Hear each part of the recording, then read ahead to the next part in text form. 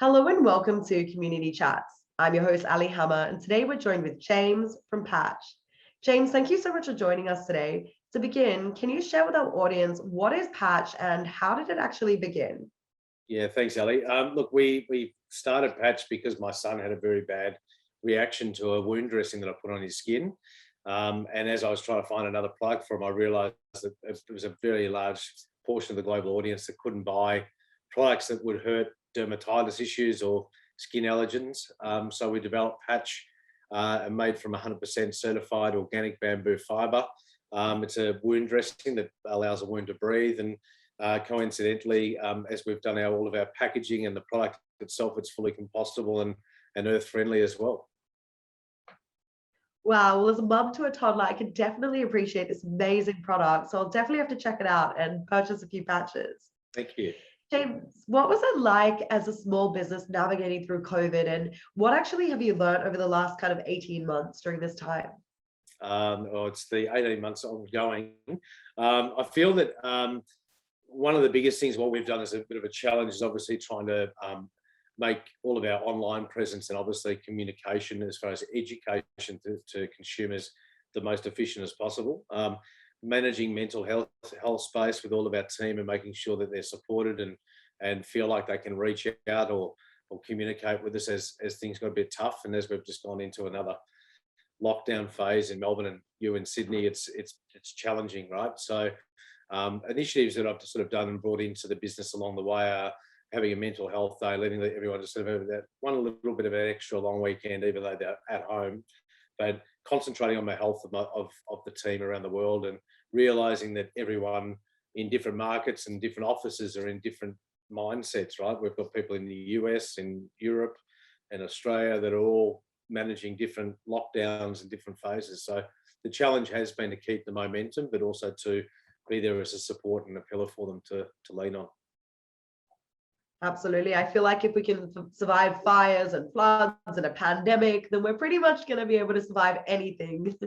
Sure But will. James, there are so many different companies out there who kind of slap the words organic onto their products. But how do you guys determine what actually makes a product truly sustainable? Yeah, look, I think it all goes back to the source. And when I talk about source, I talk about soil.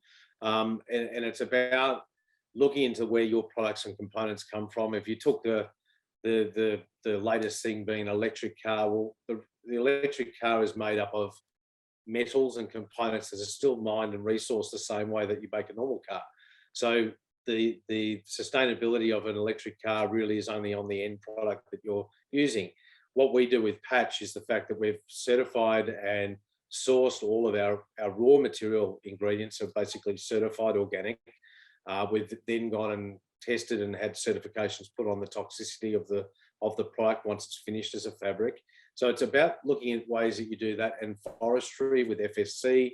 So it's not just about one little element or one component. You've got to go back to the soil of each part of your product and make it better and make sure that you are compliant. Unfortunately, when it comes down to organic, I'd love to have an organic stamp on my product, but because we're actually a medical device, there's no category that fits in for an organic medical device and would allow us to actually transpire that way. But when it comes down to the raw materials and the substrates and all that sort of thing, we make a conscious effort that everything that we do is using those core ingredients to stand by what we do. And most recently, we've just been awarded in the top 5% best for the world as far as a B Corp company.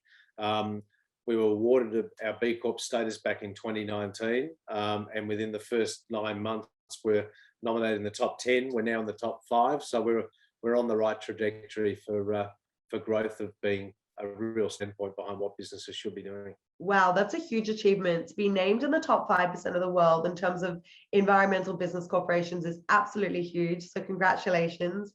Thank you. And James, to round off this interview, what are some changes that you hope to see in a post-pandemic world, whenever that will be?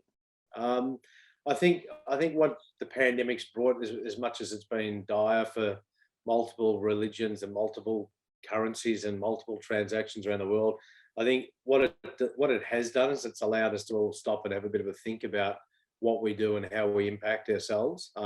What I've found most positive that's come out of COVID is the amount of people who've actually really taken a step and looked into how they're disposing of waste at home and packaging waste when they receive parcels in the post, and how much waste is sort of going in that space. And that's one of the things I love about Amazon's direction about what they're doing now with change of supply. It's helping businesses echo that, and not just putting something in a plastic bag and sending it out. That comes out with the right footprint. Like one of the things that we did, this was going back in 2019, was we removed all our plastic tape off our cardboard boxes that go into the containers, and that was something like 18,000 linear meters of tape per container, and that was just one product. So you can think about how many products and brands that are out there. So I think the pandemic's actually brought a really good focused look into what we can do better as a whole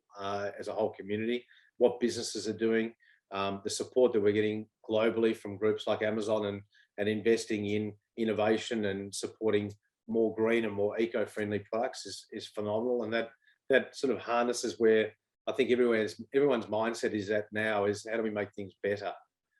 Because if it's not going to be back to the norm, how do we cut back the waste that sits in my garage after receiving parcels? How do I, recycle or compost things from my kitchen to make it easier on the system itself? So I think it's shown some real positives, as much as a global nightmare it has been for everybody.